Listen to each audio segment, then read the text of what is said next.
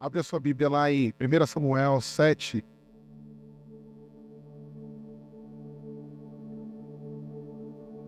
Primeira Samuel 7. E eu quero ler com você a partir do verso 13. 1 Samuel 7, verso 13, vai dizer assim: Assim os filisteus foram abatidos e nunca mais vieram ao território de Israel, porque a mão do Senhor esteve contra eles todos os dias de Samuel. A cidade que os filisteus haviam tomado de Israel foram devolvidas, desde Ecrom até Gate, e até os territórios ao redor delas. Israel tirou das mãos dos filisteus, e houve paz entre Israel e os amorreus. Tempos de paz, irmãos. Era o que Israel conseguiu depois de algumas batalhas. Mas o resultado dessa história, ele não começa nesses versículos e nem em poucos versículos anteriores. O início de toda essa história, para que a gente possa ilustrar, ela começa lá em Samuel 4. Quando aquele povo decide ir para uma batalha contra os filisteus. Filisteu, um povo organizado, povo onde cunhava metais e eram inimigos terríveis contra Israel, contra os hebreus. E eles se levantam e dizem: nós vamos contra os filisteus e vamos ganhar essa batalha. E na linguagem esportiva eles vão para a batalha e tomam o primeiro copo. 4.000 morrem, eles voltam e dizem: por que o Senhor pesou a mão contra nós? Tragamos a Arca da Aliança, porque agora, quando nós trouxermos a Arca da Aliança, ela estará no meio de nós, a presença do Senhor estará no meio de nós, e nós vamos ganhar essa batalha. E a Arca da Aliança chega à presença de Deus. A Arca da Aliança chega à presença de Israel. Quando ela chega, eles tomam um segundo copo. E agora, para ser rebaixado para a segunda divisão como meus santos. 30.000 soldados, 30.000 homens de pé caem diante dos filisteus. Ué, mas a presença do Senhor, a arca não simbolizava a presença do Senhor? Como que Israel poderia ter perdido? Como que Israel poderia ter sucumbido na presença? Como que Israel poderia ter perdido essa batalha? Jamais! Irmãos, a presença do Senhor não é um talismã. Onde Israel, em um determinado momento, diz: olha, agora nós vamos buscar o nosso talismã e é o lugar onde nós vamos colocar, e porque o talismã está aqui. Não. A presença do Senhor não é um talismã. Eles substituíram a vida por um objeto santo. Eles substituíram um modo de viver, eles substituíram ideias, eles substituíram algo dentro das suas mentes por talvez estarem acostumados, talvez terem dentro de si: nós somos os escolhidos do Senhor, e então agora nós sabemos, o Senhor nos escolheu e nós vamos... Não. Eles trocaram a vida por um objeto. Pensaram que podia talvez manipular o Senhor, que o Senhor era obrigado a livrá-los, mesmo vivendo de uma vida e de uma forma que o Senhor não gostava. Tentaram anular o caráter santo de Deus, tornando Deus um empregado, sempre à disposição, sem se importar com a vida que estavam levando. E não só isso. Trocaram também o caráter por ativismo. Porque quando eles dizem: mandem buscar a arca, quem eram as pessoas que ficaram responsáveis por por cuidar da arca. Quem lembra da história? Os filhos de Eli. Homens cruéis, idólatras, desprezavam Deus, eram gananciosos, eram adultos, provocavam escândalos em meio ao povo. E eram esses que eram responsáveis por manter a presença do Senhor no campo de batalha. Trocaram caráter pelo ativismo. Ativismo e espiritualidade sem santidade, irmãos. Essa é a equação certa para as nossas batalhas não serem vencidas. Eu gostei muito de um comentário que eu vi do Hernandes Dias Lopes. Ele fala assim: mas em Israel a forma substituiu o conteúdo. O talento substituiu a piedade. E o estrelismo substituiu o caráter. Mas, pastor, o que isso tem a ver com nós? Com a gente? Com o nosso tempo? Eu queria aprender com Israel, nesses minutos que iremos conversar aqui, como nós devemos nos portar, comportar, como nós devemos estar na presença do Senhor, para que nós possamos viver as vidas que o Senhor tem para nós. É bem verdade, eu e você hoje não temos a Arca da Aliança nesse lugar. Então nós não podemos trazer um objeto e dizer: aqui está a presença de Deus. Alguns deixam a Bíblia aberta lá no Salmo 91, fica até amarela a página, achando que a Bíblia parada ali no Salmo 91 vai causar algo. Os que não conhecem ao Senhor colocam a ruda atrás da orelha. Vassoura, quando você não quer visita na sua casa, você coloca a vassoura atrás da porta. A visita nunca mais volta. Mas e nós que conhecemos o Senhor? E nós que andamos com Ele?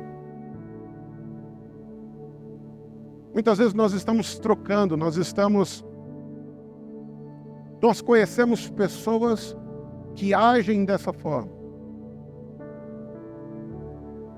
Viemos ao culto, ou estamos vindo ao culto uma vez por semana, aos domingos pela manhã, e achamos que nós já cumprimos o nosso dever com a nossa espiritualidade, nós já cumprimos o nosso dever para com o nosso Senhor, e a semana inteira será abençoada. Nós trabalhamos para o Senhor, cantamos, pregamos, cuidamos da igreja, mas nós só estamos aqui na nossa escala. Muitas vezes, por causa do cansaço, às vezes nem a escala a gente cumpre.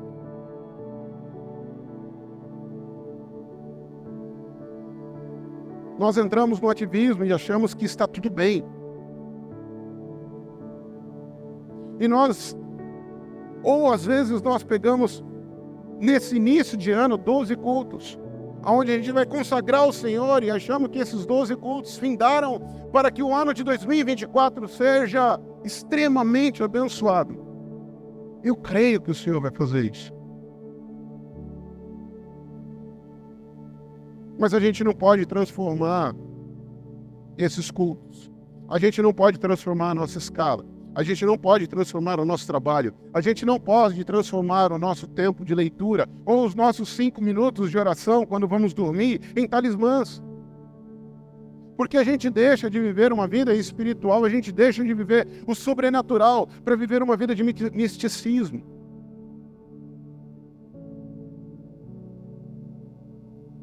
Nós só não colocamos mais a arruda atrás da orelha. Pirâmide que equilibra a energia dentro de casa. Não, agora nós somos filhos e porque eu sou filho, Deus sempre vai nos socorrer. Cuidado, irmãos. Não dá para a gente viver trocando com o Senhor e fazendo essas coisas e tomando decisões e vivendo da forma como a gente desejar.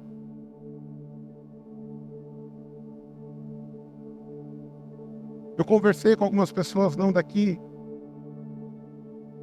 que elas disseram para mim que amam o Senhor, mas não abrem mão de nada. Não abrem mão das suas baladas, não abrem mão das bebedeiras, não abrem mão de um estilo de vida que não agrada ao Senhor, mas aos domingos elas estão na igreja. E tudo bem.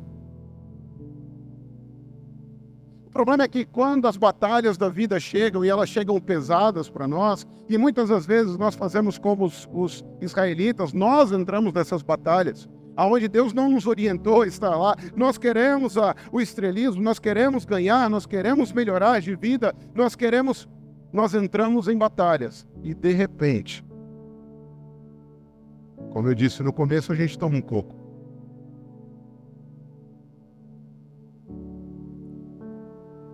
Devemos ter cuidado esse ano de 2024, para que a gente não transforme o santo em talismã. Pastor, Deus pode tirar a mão protetora sobre a minha vida? Olha, Ele tirou de Sansão.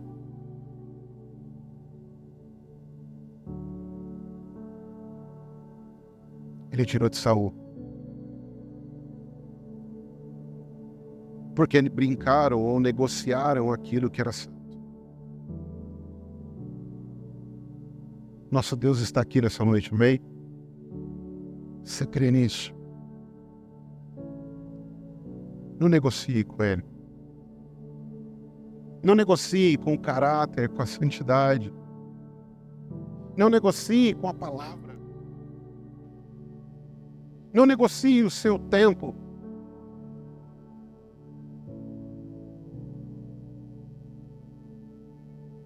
Não negocie princípios. Não negocie amizades.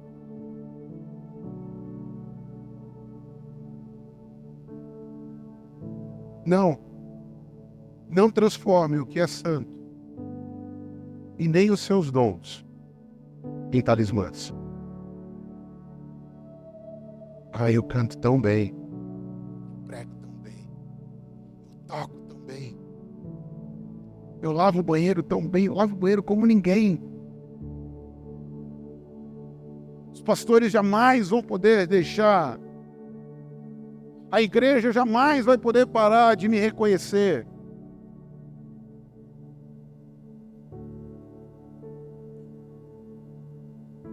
Nunca negocie. Você trabalha, você exerce, você faz. Porque você é povo dele, porque você é servo dele e porque você é apaixonado por ele. E isso é o que mudou toda a história daquele povo. 20 anos antes, eles tomam 2 derrotas incríveis e perdem até o precioso talismã. Eles perderam a arca. A arca foi levada. Mas não se preocupa, porque a arca foi levada, mas Deus não perdeu o seu poder. Deus não precisou de ninguém para ir resgatar. Esse é o Deus que você serve. É um Deus poderoso. Um Deus que move céus e terras. Um Deus que faz com que tudo aconteça de acordo com a sua vontade. Deus é tão poderoso que Samuel, nessa época, já estava sendo levantado como juiz. Samuel não traçou nenhum plano para ir buscar a arca no terreno do inimigo. Não foi preciso um exército de mais 34 mil homens para invadir e buscar a arca no terreno dos filisteus. Só foi preciso a santidade de Deus e 2 vaquinhas. Está lá no capítulo 6. A santidade de Deus invadiu aquele lugar e Deus pesou a mão sobre aquele povo. Doenças vieram sobre aquele povo e eles falaram, não, temos que devolver essa arca, e colocaram a arca em cima de uma charrete,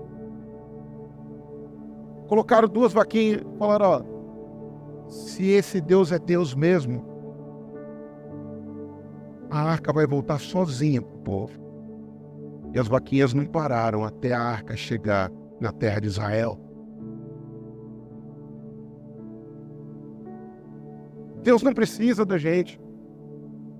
Deus, ele conta comigo e com você, é verdade. Deus prefere contar comigo e com você, mas Deus não precisa da gente para que a vontade dele aconteça.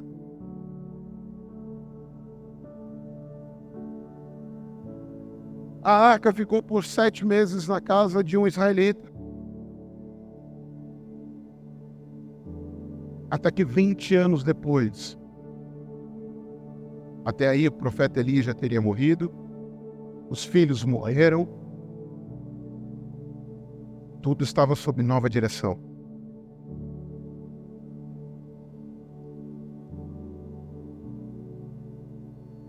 Samuel, 20 anos depois, começa a escutar um murmúrio. E o que faz a diferença? Quando o nosso coração começa a borbulhar. Porque a palavra do Senhor lá em 1 Samuel 7, do verso 1 em diante, vai dizer que o povo lamentava com Deus e não contra Deus. Procurei um pouco sobre essa lamentação e muitos comentaristas disseram que essa lamentação era o coração do povo querendo se voltar ao Deus deles. Eles entendiam o que eles tinham perdido. Eles entendiam que eles começaram a entender e ver que o tempo, a qualidade que eles precisavam ter com Deus precisava ser retomada. Houve uma lamentação. Houve algo dizendo, Deus nos livra. Deus, nós estamos aprisionados nessa batalha. E eu sei, irmãos, talvez não aqui, mas tem muita gente batalhando por muito tempo. E até hoje não conseguiu entender por que essa batalha perdura tanto tempo.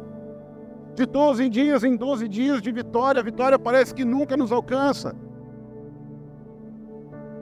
E o meu desejo é que hoje o teu coração comece a incendiar e você comece a escutar um murmúrio aí dentro.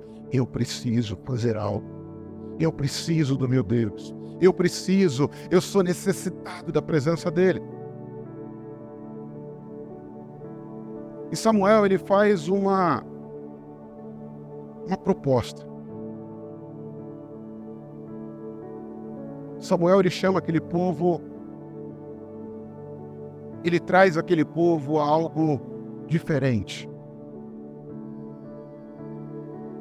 Ele traz aquele povo a pensar sobre uma perspectiva nova, que não é nova.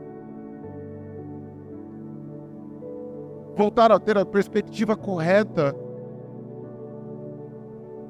do que é ser servo, do que é ser filho, do que é ser escolhido por Deus.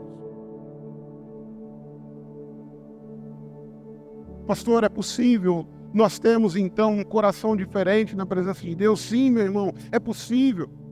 Lá no Salmo 51, Davi vai dizer, os sacrifícios que agradam a Deus são um espírito quebrantado e um coração contrito. Deus não vai desprezar. Talvez, durante todo esse tempo dessas batalhas que nós vivemos, nós tínhamos uma perspectiva diferente. E hoje Deus te chama a ter a perspectiva correta diante das batalhas da vida que eu e você vamos enfrentar ou que estamos enfrentando. A palavra do Senhor, ela sempre nos confronta, irmãos. Ela nos traz consolo, sim. Ela é amável, sim. Mas ela sempre nos confronta. E quando ela nos confronta para sermos melhores, para obter lugares melhores, para obter situações melhores, para ter um estilo de vida melhor. Permita-se ser confrontado pelo Senhor. Permita-se ser confrontado por alguém que tenha mais experiência que você durante essa caminhada essa maravilhosa caminhada com Cristo. Quantas vezes nós não vamos confrontar alguém com muito amor e nós dissemos, olha, talvez a forma como você está lidando com essa situação não seja melhor. E a pessoa, pastor, eu sei de tudo isso que você está dizendo. Nós não nos permitimos, irmãos. A Nádia em casa, algumas vezes, ela me pega no meu pé. Fala, amor, ó, o negócio não é assim não. Com todo amor do mundo. Aí eu, cheio do meu orgulho, pastor, sou orgulhoso, irmão, às vezes eu tenho que tratar meu coração. Confesso. Aí vem outra pessoa e diz a mesma coisa de uma forma diferente. Ela fala, por que você escutou o outro e não me escutou? Só acontece comigo em casa, né? Bem? Só comigo acontece isso. As esposas falam, a gente fecha o ouvido. Aí vem outro e fala, você fala, meu, era verdade esse negócio. Permita-se ser confrontado. Porque agora estava sob nova direção. Samuel era o sacerdote, era o juiz, era aquele que iria trazer o povo de volta aos caminhos do Senhor. E ele diz, olha, se é de todo o vosso coração, vocês estão dizendo, vocês estão lamentando, vocês estão buscando conserto com o Senhor, se é de todo o coração que vocês estão voltando ao Senhor, tirai dentre os deuses estranhos os astarotes e preparai o coração e servir somente a Ele.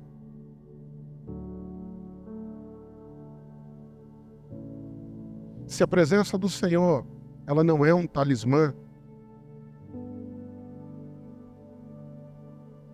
a presença do Senhor deve ser desejada.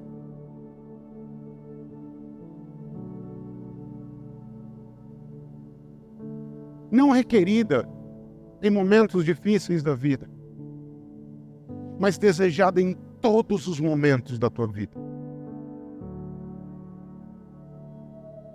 Olha, se vocês realmente estão dizendo que há algo dentro do coração queimando, então começa a viver diferente.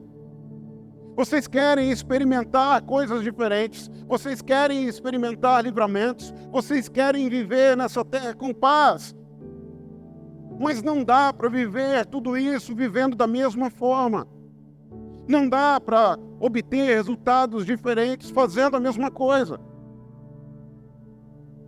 Será que isso ensina algo para nós? Será que essa história ensina algo para nós, para esse ano de 24?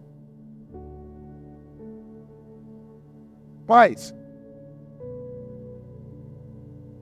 você é o confrontador do teu filho?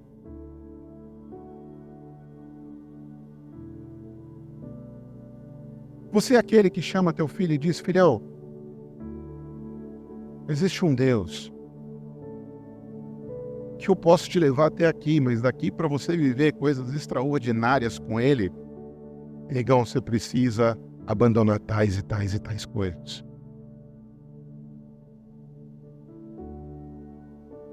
Maridos, nós temos deixado as nossas esposas que muitas vezes têm muito mais sabedoria que a gente em algumas áreas da vida e a gente não abre os nossos ouvidos para que nós sejamos confrontados.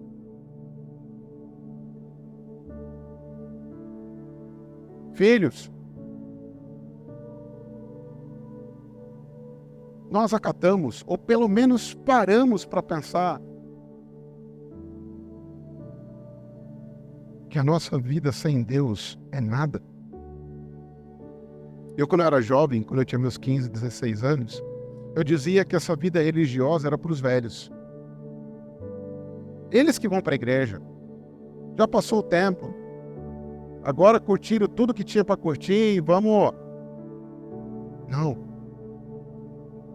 Existem lugares que Deus vai te levar. Existem lugares que Deus quer que você frequente. Mas que eu e você precisamos abrir o nosso coração e deixar Ele nos confrontar. Eles realmente desejaram que aqui é que faz toda a diferença naquilo que nós vamos enfrentar, se vamos ser vitoriosos ou não. Porque uma vez confrontado, você precisa tomar uma decisão. Uma vez confrontado, eu e você precisamos olhar para dentro de nós e ver se as decisões que nós estamos tomando na vida são as melhores. Se as batalhas que nós estamos enfrentando são as batalhas que realmente nós devemos enfrentar. Eu, por muito tempo, comprava batalhas, irmãos, que não valiam a pena.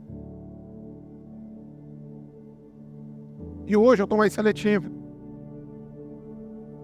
Tem batalha que Deus não pediu para eu entrar. Tem coisa que Deus não pediu para eu viver.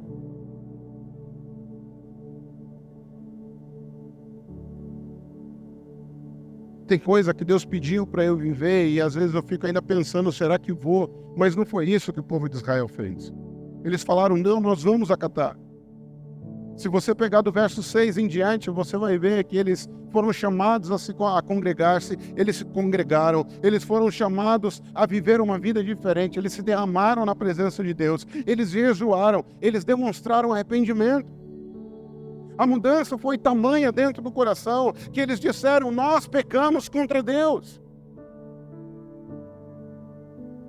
Eles abandonaram aquilo que travava a vida deles. Em outras palavras, eles olharam quando foram confrontados, eles perceberam que a espiritualidade que eles estavam vivendo de hábitos. Não deixe que a sua espiritualidade, eu não posso deixar a minha espiritualidade virar um hábito. Agora eu vou fazer porque é um hábito. Eu não estou dizendo que você não tem que viver hábitos na sua vida, de leitura, de oração, de trabalho. Não é isso que eu estou dizendo. O que eu estou dizendo é que a gente se acostuma com essa vida e a gente deixa de dar a devida importância. E isso não pode acontecer conosco.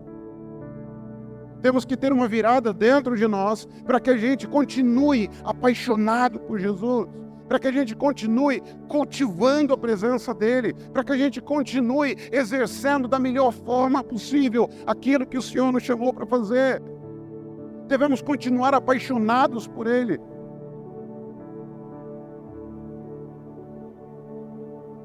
Se apaixone mais. Tem algo que eu falo pro pessoal lá na igreja em Poá, eu falo assim, faz quanto tempo que você não chora na pia? Que isso, pastor? Verdade, irmão.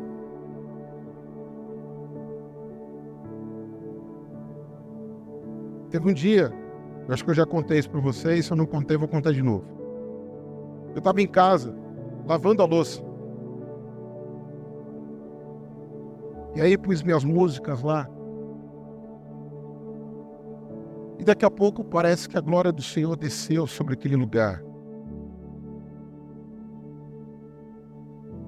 E Deus tomou meu coração de uma tal forma que eu não resistia. A água aberta, os pratos todos eles ensaboados, eu ajoelhado ao chão, orando, clamando pelo Senhor. E a Laís veio descendo as escadas. Ela parou na cozinha, ela falou, opa, voltou, foi para a sala, falou, mãe, o fogo está descendo ali na cozinha.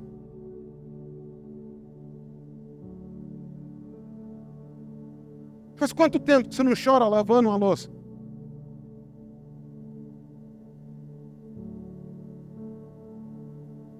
Faz quanto tempo que eu e você não paramos para ver como nós somos apaixonados por Jesus?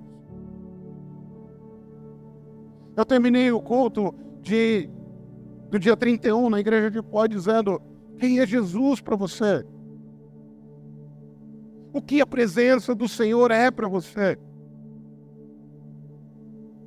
O que a presença de Jesus é para nós?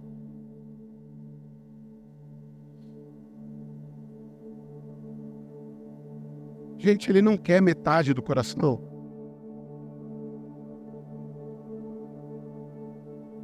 No dia que eu me converti, no dia que eu aceitei a Jesus, um grande amigo, ainda lembro hoje, falava esses dias também, a gente estava na frente de uma fábrica. E lá tinha aqueles carrinhos que vendem salgadinho, essas coisas. E um balcão de alumínio. E a gente tomando uma Coca-Cola. E aí esse meu amigo, eu falei, olha, esse negócio de Jesus é legal, cara, é bacana. Falei, mas você sabe que eu gosto de pôr a Nádia dentro do carro, final de semana a gente ir pra praia. Esse negócio de ficar enfiado dentro de igreja. Aí ele parou, respirou. Tomou um gole da Coca. Olhou pra mim. Falou, cara, Jesus não quer você enfiado dentro de uma igreja. Eu falei, oi? Eu falei, você tá louco? Não é isso que eu tô vendo. Ele falou, não, eu tô falando sério. Ele falou, o que Jesus quer é o teu coração. E hoje eu entendi por que ele falou isso. Hoje eu entendo. Porque quando Jesus tem o nosso coração, irmãos, ele tem tudo. Ele tem seu jeito de pensar. Ele tem teu jeito de andar. Ele tem o seu tempo para que possa ser utilizado na obra dele. Quando Jesus tem o teu coração, você está 100% na presença dele. Ele falou agora, trabalhar na igreja com o Espírito Santo.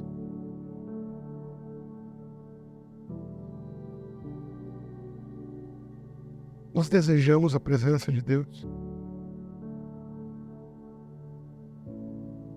Você tem desejado a presença de Deus de todo o teu coração, de toda a tua alma e de todo o teu entendimento? Quem é Jesus para você? Irmãos, o detalhe aqui é que nós sempre vamos ter escolhas. Sempre. Eu podia ter não escolhido entregar o meu coração para Jesus naquela tarde. E eu falei para ele, olha, se é isso que Jesus quer, é isso que ele tem meu coração então. As nossas batalhas, elas vão sempre trazer duas direções. Dois caminhos. Sempre vamos ter que escolher entre a esquerda e a direita. Sempre vamos ter que escolher entre a vida e a morte. Isso não é de hoje. Moisés, em Deuteronômio 30, ele chegou para aquele povo já que tinha passado os 40 anos no deserto. Ele fala, olha, eu já disse, estou dizendo a lei novamente todos para vocês. E hoje Deus está te propondo a vida e a morte. Deus está te propondo o caminho de bênção e o caminho de maldição.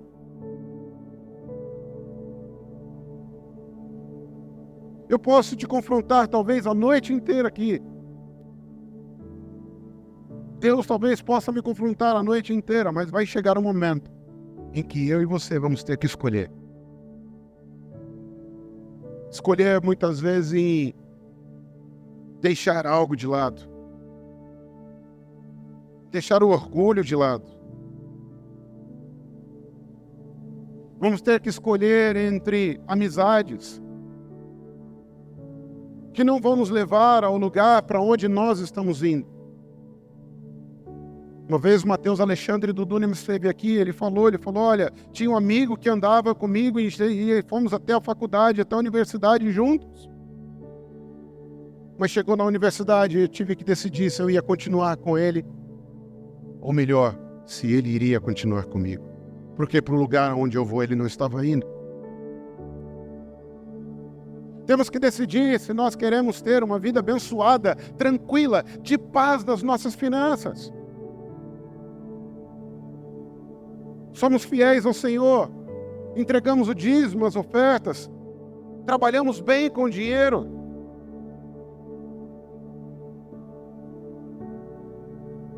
Ou vivemos aquilo que Jesus quer para nós, ou nunca vamos alcançar o tempo de paz tão sonhado e tão esperado. Porque a paz que Ele dá, ninguém pode dar. queremos vitórias, queremos viver nova vida.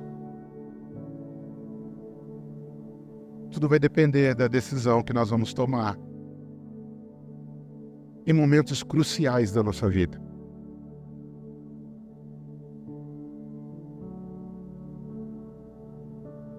Israel, nesse momento, eles decidem entregar tudo aquilo que eles tinham, decidiram entrar na presença de Deus. Pode ir para o próximo slide. Eles decidiram entregar tudo. Mas a verdade, irmãos, é que quando eu e você, nós decidimos entregar tudo que nós temos, o inimigo, ele nunca vai ficar feliz. Veja, no começo da história, Israel se levantou na briga contra os filisteus.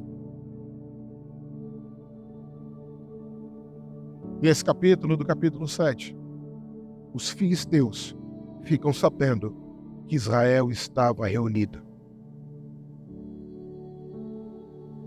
Sabe o que eu acho interessante nessa história? Depois você lê lá. Que quando a Arca da Aliança chega há 20 anos atrás, no campo de batalha, a qual Israel tinha decidido batalhar, sabe o que aquele povo fez? Aquele povo deu um grito. O grito foi tão alto, diz a palavra do Senhor, que estremeceu a terra. E sabe quem ficou morrendo de medo? Os filisteus. Falando, agora a presença dos deuses deles estão com eles. Nós vamos sucumbir.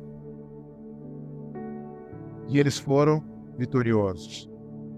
Agora, eles ficam sabendo que o povo estava reunido. E quem decide ir contra Israel foram os filisteus.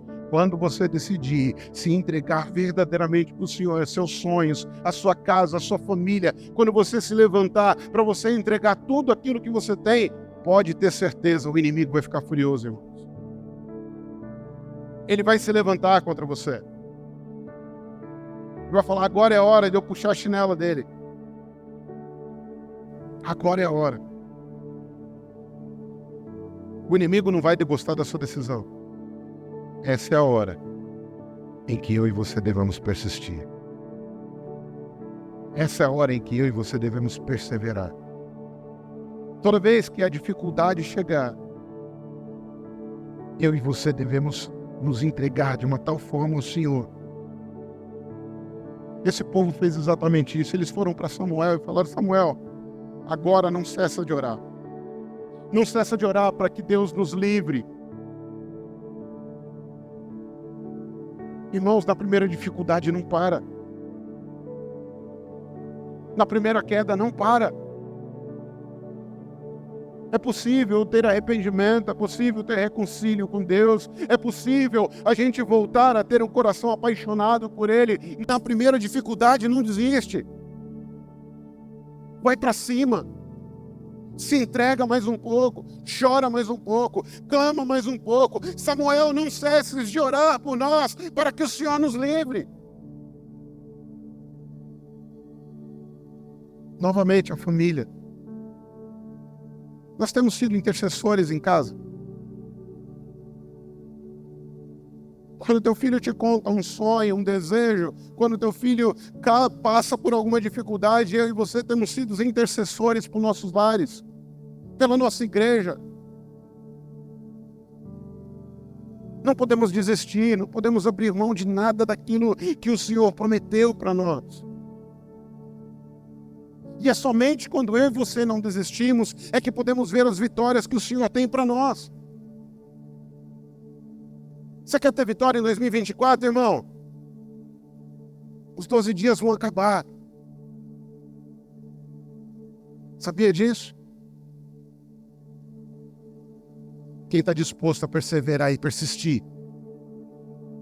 4, 5. Quem está disposto a perseverar e persistir? É isso, irmão. Senhor, não largo. Enquanto a minha bênção não chegar, eu não te largo, Deus.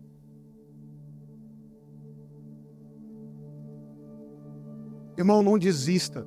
Jamais. Não desista das coisas que o Senhor tem para você.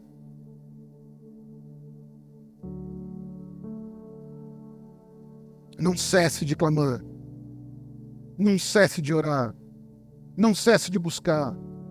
Não cesse de trabalhar. Mas lembrando sempre, não faça isso porque é um talismã.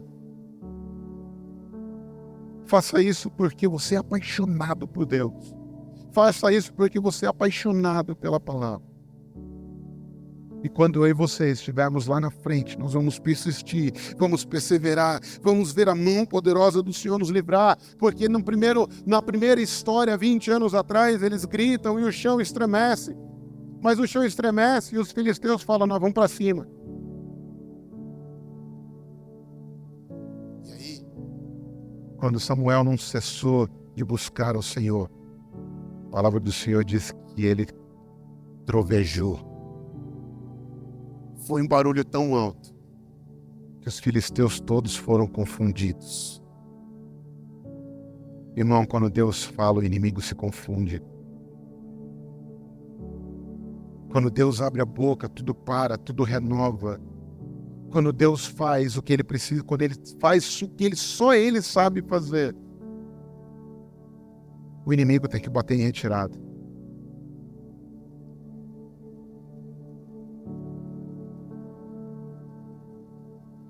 Você está disposto a entregar o seu sonho, Senhor? Você está disposto a entregar o seu ano de 24 ao Senhor? Batalhas virão, irmãos. Não sou profeta do caos, não. Não sou profeta do caos porque essa é a nossa vida. Jesus disse que no nosso dia a dia nós teríamos tribulação. Mas que Ele estaria com você todos os dias. Nesse ano de 2024 não vai ser diferente. Agora, para a gente finalizar, as vitórias do Senhor virão sobre a tua casa, você crê? Os sonhos que estavam engavetados, eles vão sair do armário, vão sair da gaveta e eles vão se realizar, amém? Você vai ver a bênção do Senhor cair sobre a tua casa, amém? Então, sobre cada vitória, celebre o Senhor. Diz que na vitória, Samuel foi lá e levantou uma pedra, chamou aquele lugar de Ebenezer. Até aqui nos ajudou o Senhor. Eu achei muito bacana esses dias. Eu fui chamado para fazer um culto familiar. Um culto de gratidão, de ações de graça. De uma família que lutou muito tempo com o problema. E lá atrás eles nos chamaram para fazer como Samuel. É claro, nós não precisamos mais de homens para nos achegar a Deus. Mas naquele tempo onde nós tivemos ali sete dias orando e buscando ao Senhor, Deus nos deu muita palavra de confronto. E todas as palavras foram aceitas. Houve naquela casa mudança de hábito. Houve naquela casa mudança de tonalidade de voz. Houve naquela casa uma mudança familiar. E a gente contabilizou entre 4 e 5 anos depois, a vitória do Senhor chegou sobre aquela casa. E quando eu falo anos de batalha, você pode colocar de 20 a 30 anos. O mesmo problema. Quando a vitória chegou sobre aquela casa, essa família nos procurou. Pastor, vamos fazer um culto de celebração em casa?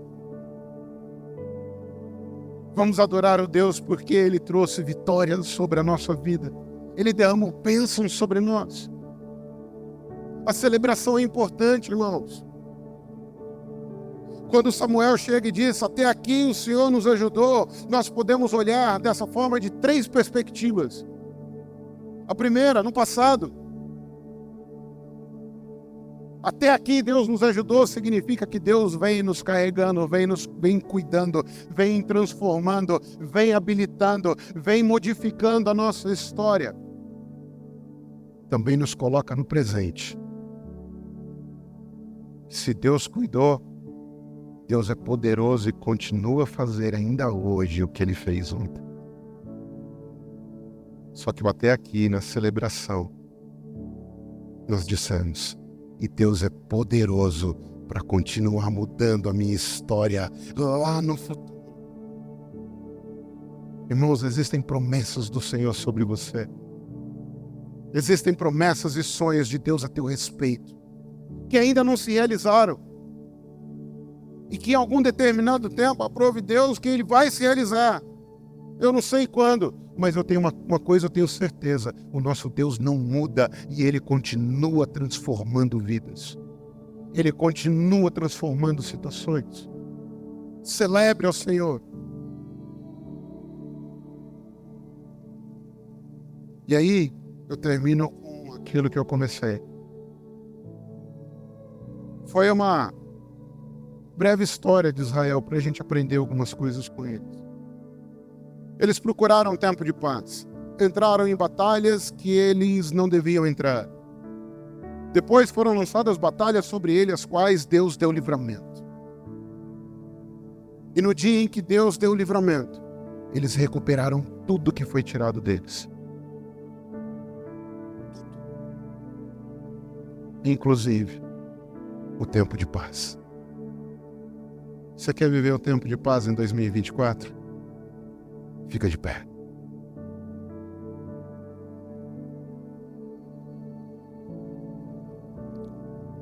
Meu desejo nessa noite é que você saia daqui realmente incomodado. Você vai escutar muita coisa boa durante esses mais 10 dias que vem pela frente. Mas que você saia daqui hoje sabendo que existe um Deus que tem sonhos e planos, tempo de paz sobre você e sobre a tua casa. Mas que talvez a gente precise realinhar o nosso coração. Talvez a gente precisa parar de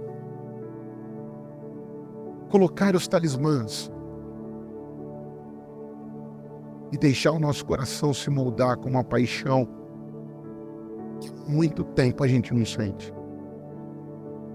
Que você saia daqui hoje confrontado a ser melhor, a entregar o melhor. Que você saia daqui hoje confrontado a dizer a Deus, Deus, eis-me aqui. Eu podia estar fazendo melhor, Deus, nessa área.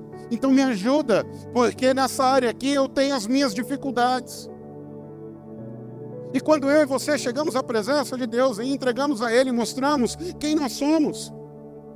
Mostramos o que nos dói.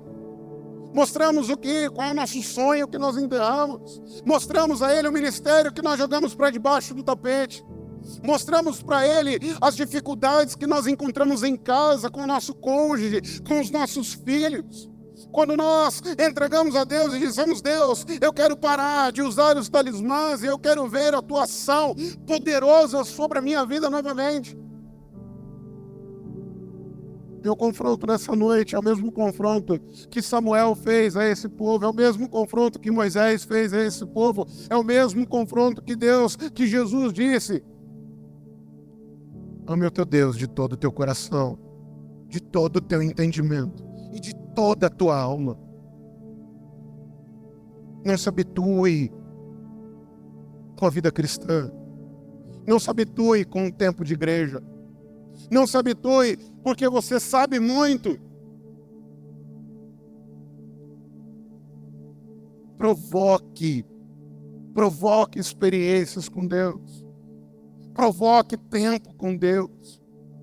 Apaixone-se de novo por Ele. Apaixone-se de novo pela palavra. Apaixone-se de novo em ter tempo com Ele. Deixa Deus te guiar, irmão. Deixa Deus dirigir a tua vida. Larga as rédeas. Larga as rédeas.